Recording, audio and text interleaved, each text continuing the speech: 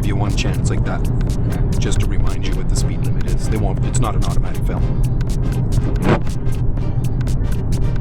So if you go like a little bit over, it's not automatic fail? Yeah, it's normal driving, a little bit over, a little bit under, so long as they see you're making the conscientious effort to keep it at about 50. Let's go ahead and make a left at the lights.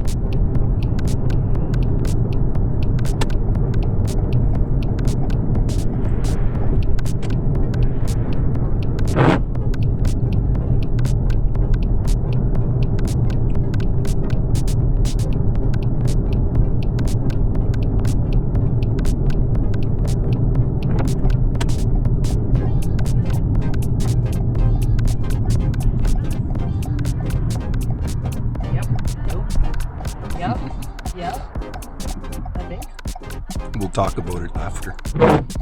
No, you waited. This would be an automatic fail, right? Because the light turned yellow, and now you've already taken control of the intersection. As soon as that light turns yellow, just check quickly to make sure the traffic's slowing down before you clear the intersection. Yeah.